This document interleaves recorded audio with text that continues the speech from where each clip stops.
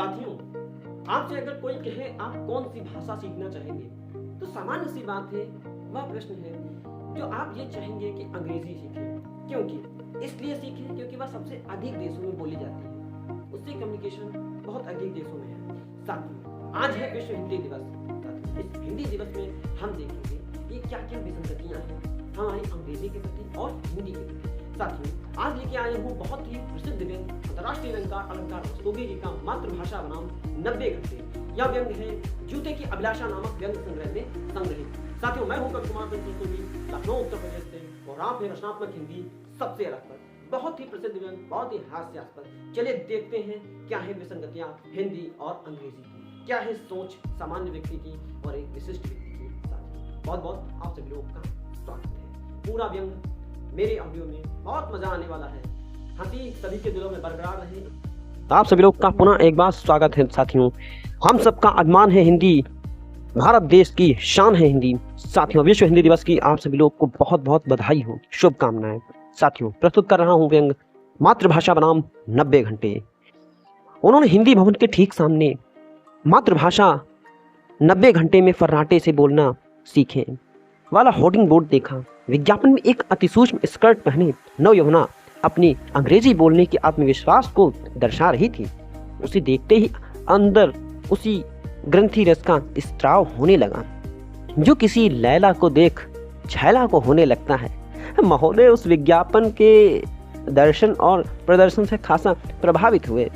जिस कथित सुसंस्कृत देश में अंग्रेजी बोलने वाले को ही सभ्य होने का लाइसेंस प्राप्त हो, उसे देश में ऐसे भगीरथ विज्ञापनों की सभ्यता की गंगा धरती पर उतरती देश के हर कोने में पाई जा सकती है। हिंदी माध्यम से पढ़ाई करने के कारण वह अभी तक कथित हिंदी भाषी राष्ट्र में शरणार्थी की भांति अनुभव कर रहे थे। हिंदी भाषा पर उन्हें गर्व था, लेकिन वह गर्व उन्हें कई बार नौकरियों के साक्षात्कार से बाहर का मार्गदर्शन कराने में ही काम आता था। आज वह विज्ञापन उन्हें देश के विधिवत नागरिकता प्राप्त करने का अवसर दे रहा था। अब महोदय ने ठान लिया था कि उस अंग्रेजी सिखाऊ संस्थान में प्रवेश लेकर वह अपने जीवन के 90 घंटों के निवेश से सुनहरे भविष्य की ओर प्रवेश कर जाएंगे।